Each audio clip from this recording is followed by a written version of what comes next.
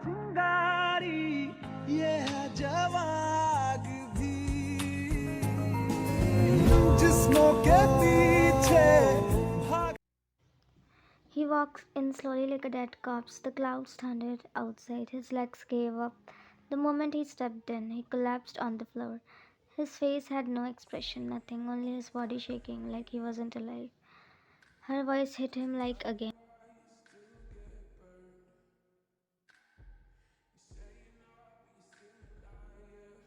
Those words tore through his mind until they became painful echoes. Suddenly he screamed, covering his ears as if he could stop them. He couldn't. He broke down completely, crying. Then he slammed his fist on the floor, voice breaking as he yelled at himself. "You're the worst man alive, Jungkook." His fist kept hitting the floor non-stop, each one harder than the last. I ruined everything. I left her struggling alone. For good. Good. Good for who? He dropped his head, whispering to no one, to himself. "You don't deserve anything. She is right. I deserve this." His face twisted with pain, tears falling endlessly. "Ma'am, I'm sorry, but you missed your flight." Fine blinked for a moment. She didn't move, didn't react, just stood there with her passport in hand, staring at the boarding gate like it might magically open for her. "What?" "The gate closed 10 minutes ago. We had tried calling your name." Her heart dropped to her stomach. The chaos of the last hour, the argument, the running, the tears burning her eyes. Everything slapped into at once. Vine stepped back, swelling hard, trying not to crumble in the middle of the airport. Of course. Of course I missed it. Her hands trembled as she pressed them to her forehead. This day keeps getting worse. She walked to an empty seat and sat down exhausted. She looked at her passport and muttered softly, "Haruya, Uma is sorry." She sighed, looking around helplessly. "My baby, what should I do?" "It's because of you." "Why?" Her phone rang. She saw the caller ID and froze for a moment before answering, straightening her posture. "Vanshi?" "Yes, Mr. Kim." She heard him exhale. "I heard you missed your flight." Mine's eyes widened. "How do you know?" I just know anyway." "Where are you?" "I called to make sure you are okay." She stared blankly ahead, memories from earlier incident flooding in her mind. She wasn't sure if she should talk or stay silent. "Mr. Kim, can you stay with Haru tonight? Or until I come back? He'll be upset if I'm not home on time." Her voice softened with worry. "Don't worry, I'm here. Just take care of yourself and come back safely." She nodded to herself. "Thank you. And listen, don't feel awkward with me. The conversation was long ago. I respect your decision. I didn't mean." "We'll talk again when I come back," he said. "You don't need to." "I want to. I'll be back soon." "Okay, as you say, come safely." She hung up. She leaned her head back, exhausted, but her phone buzzed again. Her lips tightened. She wasn't sure whether to answer or ignore it. Tears gathered in her eyes. She opened the door with hollow, lifeless eyes. Seren burst into tears and hugged her tightly. "Aina, Hoppa."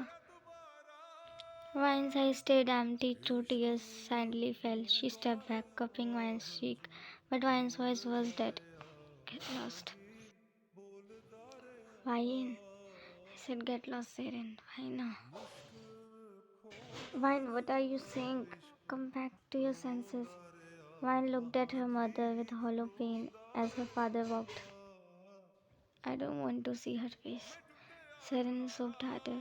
"Vine, she's hurting too. She lost her brother. So what?" Seren cried. "Vine." But Vine grabbed her shoulder. Everyone froze. "He told me to give him one last chance." "One last chance." A broken smile said in tremble. This is how you used it. The worst way possible. The truth, your brother was a pathetic loser, a coward. Again. What? He left me miserable. He ruined 2 lives. He ruined everything. She broke down. Her parents watched, confused and silence, looked shattered. I wish I never met him. He should rot in hell. Enough, fine. He's gone. At least respect. Respect what? Fake promises, fake hopes, leaving me and my baby alone. Everyone froze. He died once, but he left me here to die every day. Fine, is this true? She searched for Vine's face, but Vine shoved her away. Fine, behave. Left me pregnant. Your pathetic loser brother left me to suffer alone. Everyone stood in shock. I don't want to see your face. Go away. Go. She collapsed, fainting. Vine blinked away tears. Sorry. I'm so sorry. Her voice cracked. I'm the worst, really. She wiped her face, her voice trembling as she whispered to herself, "You made me like this, and I ended up hurting everyone who cared about me. I can't forgive myself, not for that." She inhaled slowly, straightened up, and typed message with trembling fingers. "Please call Uma. She can help you to talk to Haru. I'm overseas." Before she could even put her phone down, a new message appeared. "Okay, but I wanted to talk to you as well. Never mind, come back home and call me when you reach. Take care." Ryan blinked, tears gathering again, but she forced herself a small sad smile. She typed back, "Stop being stubborn and come to the hospital, Jungkook. Look at yourself."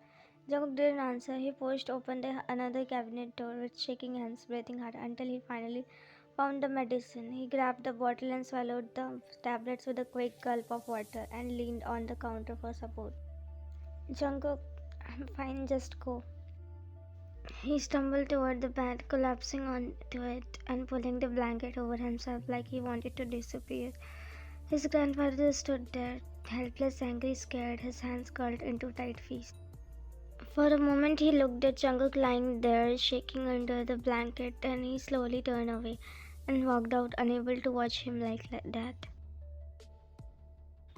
Watch him every second. If he gets better or worse, I want to know immediately. The man nodded firmly as the grandfather walked down the hallway. His phone rang. He pulled it out, answering without breaking stride. "Yes. Did you find her?" "Yes, we did." A dark smoke tugged at the grandfather's lip. "Take her to the basement and tie her up. No mistakes. I'll be back in a day. Then I'll talk to her myself." "Okay, boss." The call ended. The grandfather exhaled shakily, gripping his cane tighter. "You have to be alright, son. You are the only heir of Sean's family. Without you, I'm nothing." The metal door slammed open, crashing against the concrete wall. She was yanked inside by two masked men, rough hands gripping under her arms like she was nothing more than a car. The basement was dim, lit only by the single flickering bulb overhead, buzzing faintly like dying insect. She stumbled as they dragged her forward, her wrist already tied behind her. "Let go, I said I can walk." They didn't care. One of them shoved her down into a cold metal chair. The other looped a cord strap around her wrist, pulling so tight she hissed at the burn against her skin. Her heart was pounding, not from fear but for anger and scorching. "Stay quiet, boss will deal with you tomorrow." One shot him a glare sharp enough to slit throats. "Your boss won't like the way I talk." They ignored her. One man grabbed her ankles and tied them to the chair legs. When they stepped back, finally done, they exchanged a look. "Don't try anything." "Why did you bring me here? Who the hell are you?"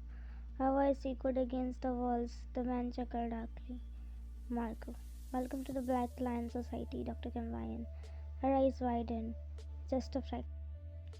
"How do you know my name? Why did you kidnap me? Let me go." Marco shrugged casually. "You'll understand tomorrow. For now, stay still, no cleverness." He leaned closer, voice dripping with arrogance. "I don't tolerate tantrums, especially from women."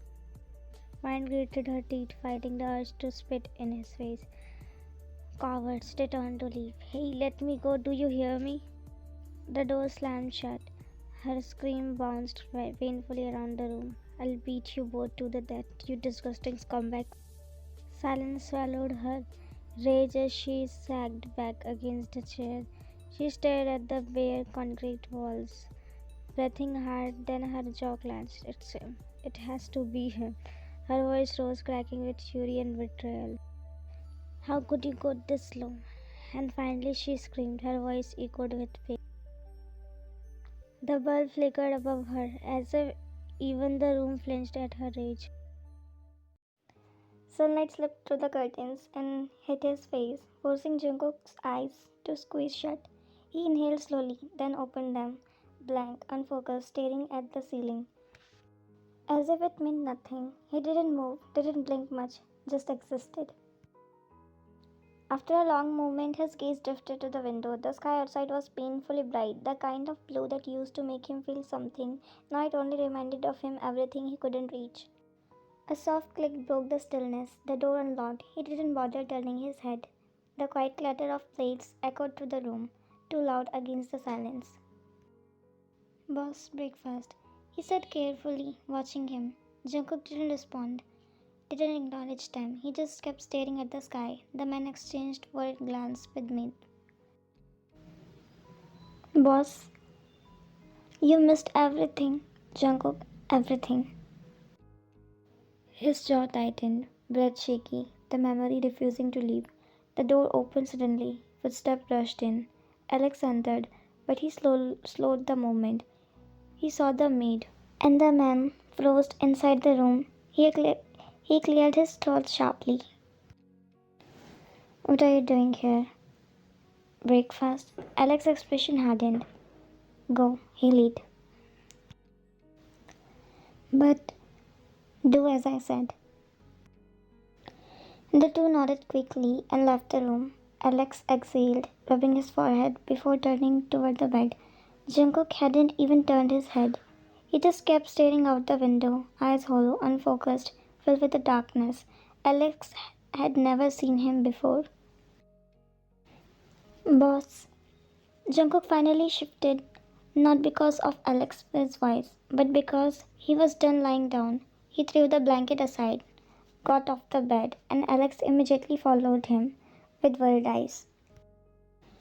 Jungkook walked straight to the bar cabinet. He pulled out a bottle, uncapped it, and raised it towards his lips. Alex's hand shot forward, grabbing it. Jungkook turned, eyes bloodshot, giving him a death glare that sent a shiver down Alex's spine. Death wish. Alex swallowed hard as Jungkook yanked the bottle back and took a long gulp. His throat working, his jaw tight. I'm not in the mood to talk, so get lost. Alex clenched his fists but didn't back away. But boss, it's urgent. Jungkook's red furious eyes snapped toward him. Alex immediately lowered his gaze. I'm sorry for opposing. Jungkook shook his head with a hollow smile and continued drinking. Alex hesitated, then took a breath.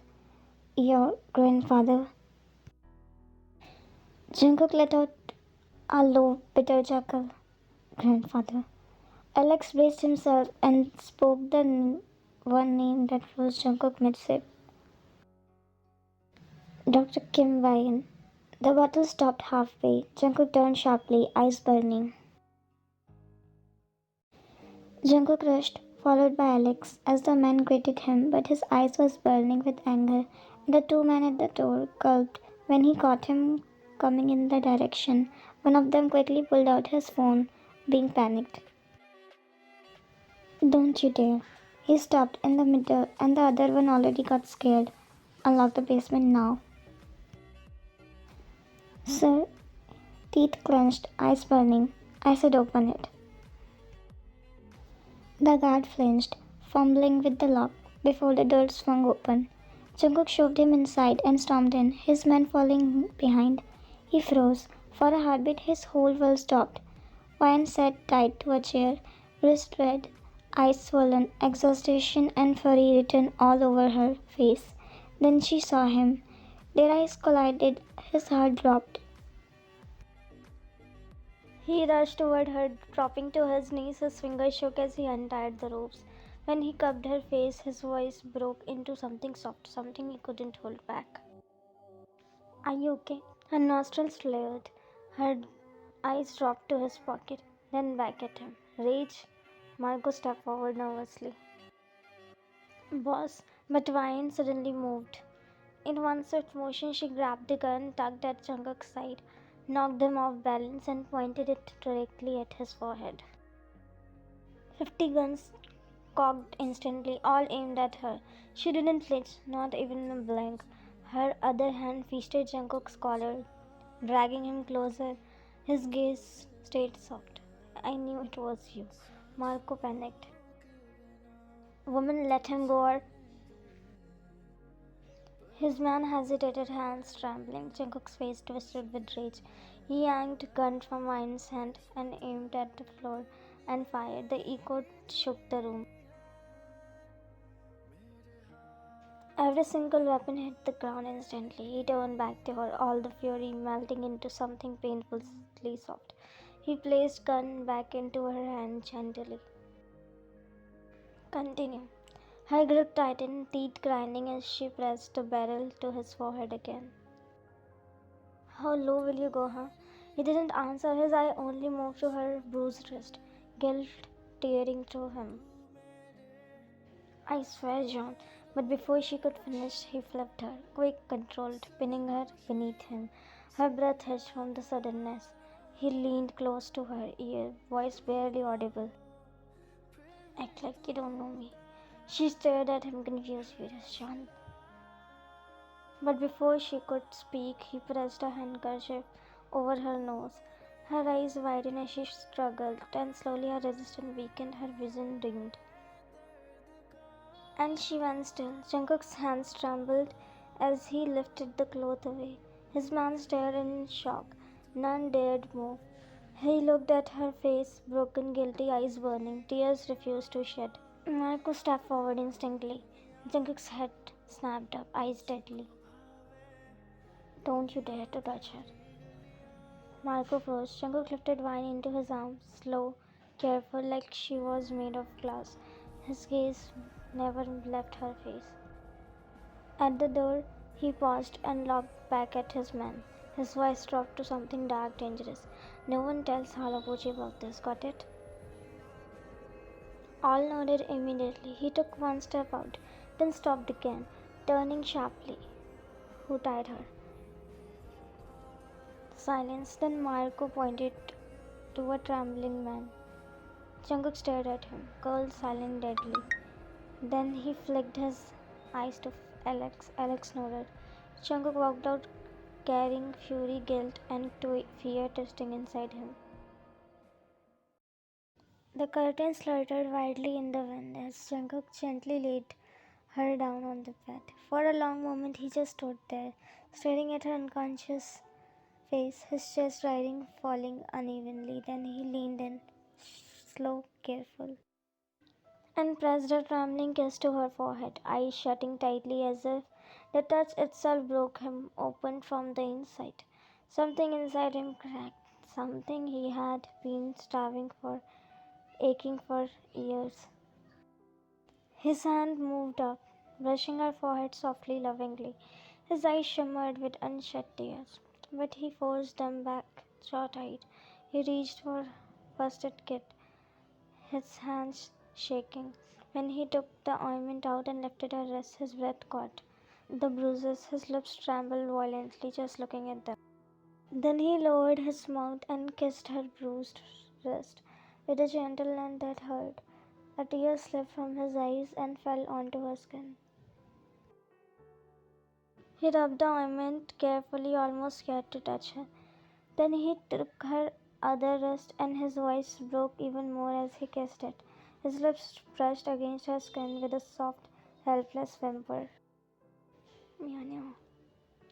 Her face looked peaceful now, unaware of the storm inside him. He moved down to her ankles, sliding her pants slightly. He stared at the rope marks like they were wounds carved directly into her soul. He touched her ankle with the gentlest fingers, as if she might shatter. Then he leaned in, placing a soft, trembling kiss on the tender skin. He kept applying the ointment slowly, almost silently, as if healing her skin could somehow heal the piece of him he had shattered.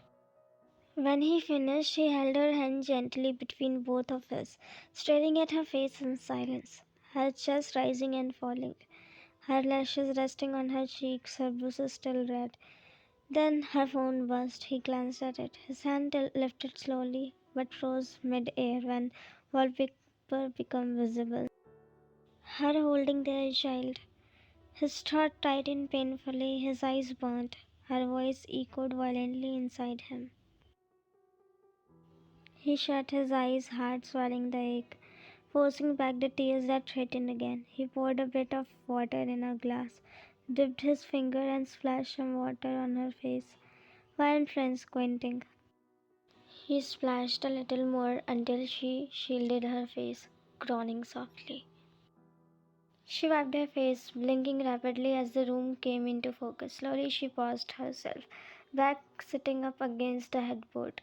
Then her eyes locked onto him, red, exhausted, and still burning with anger. You can yell at me later. I'll give you my number. Her lips trembled with restrained fury as he finally looked at her. You have to leave from this country, as soon as possible. She let out a hollow laugh, sharp, painful, empty. What kind of game you're playing with me now? He looked away, jaw flexing, swallowing something dark, heavy. I don't have any explanation. You just have to leave and never come back. If you don't, I'll make sure you do. His voice was low, fraying at the edges, her eyes widened at his audacity. He stood up abruptly. She stumbled off the bed and grabbed his collar, yanking him back. Why are you doing this? Way. Tears trembled in her eyes, anger burning inside them.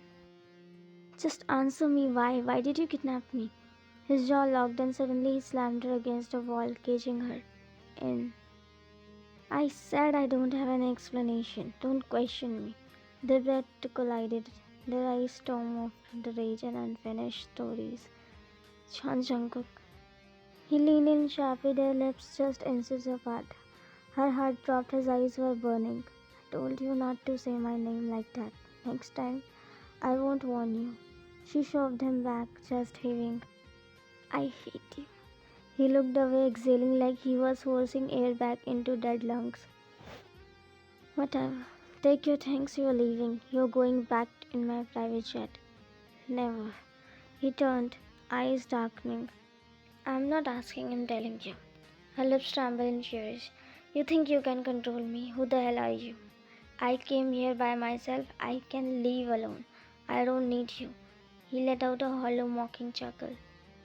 I have seen how well that goes. She stepped closer. I'm a mother now, a woman, not a girl stupid enough to fall for you. I can take care of myself. He stepped closer too, their breath colliding again. I know, I'm not protecting a mother. His voice cracked, barely there, but the girl I loved. He didn't wait for her reaction. Alex entered instantly. Boss, get the car. Cut off the all security cameras. Yes, boss, the door was shut. Jungkook drank the leftover water from the glass like it was a way to steady himself. The moment she tried to slip away, he caught her wrist without even looking. Don't test my patience. His voice was husky, fraying, dangerous. I'm running out of patience altogether. She bit him hard, but he stood still, barely even flinching, only staring at her with that unreadable, broken calm. Then she shook with fury. He grabbed his keys and blazer and dragged her toward the door, despite her protest, suddenly stopping midway. And one more thing, no one should know I'm alive. No one, understand? She stared at him in disbelief. No one should ever know what you are to me. We have a baby together. Got it? Correction, he's my baby. He let out a bitter chuckle and turned. You didn't make him alone. Your refusing to accept it doesn't change the fact I'm his father. He took a step forward. She yelled, voice shaking. He snapped. In one swift motion, he pinned her against the wall and crushed his lips onto hers. A violent, desperate, full of fury and grief, she struggled, pushing, kicking, until she shoved him off and slapped him so hard he staggered back. Tears filled her eyes. How dare you? He slammed his hands beside her head, again caging her in. I want you. Their eyes burned into each other. Hers with fury, his with a kind of pain that looked centuries old. He looked away, then suddenly swept her up in his arms. Her protest, her kicking, her rage, none of it mattered. He held her tighter, as if he was afraid he might lose her again. The door slammed open, crashing into wall. Jungkook didn't even flinch. He lay sprawled onto his bed, scrolling through his phone lazily. Don't shout, my ears hurt. Calm, unbothered, exactly opposite of his grandfather's fury. His grandfather stormed in, face burning with rage. Why did you do that? To what? He blinked innocently, pretending clueless. You know exactly what I'm talking about. Jungkook finally sat up, getting off the bed, meeting his eyes without blinking. Anu, I have memory problems. I do millions of things in a day. His grandfather's nostrils flared. Why did you drive that doctor away? Jungkook looked aside and exhaled. My wish. I don't want random people in my basement. His grandfather laughed, a dry, unhinged maniac laugh. Do you take me for a fool? I don't know. You know yourself better. He smiled mockingly. Stop yelling, I'm not miles away. I brought her here for your treatment. Jungkook poked his cheek with a sarcastic pout. Really? By kidnapping her? He looked away, clenched teeth, then met his grandfather's eyes again. You don't know her. She's rebellious. You think she would come if I ask politely? Never. I know what kind of a halabuji. He stepped forward. Think before you speak. You're talking about a woman. He moved even closer, gaze cold, unwavering. We weren't raised to disrespect women, were we? His grandfather's face curled. She was the only hope. I don't want treatment from her, no matter what you do. He jabbed a finger to his chest. I can't be around her, I won't. Got it? He turned to leave. You think I'll let you die just like that? Jungkook stopped. He turned back with a hollow smile. A smile that didn't belong on a living man. When death comes for me, no one can stop it, not even you. You are not almighty. His grandfather stared at him, breathing hard, then quietly.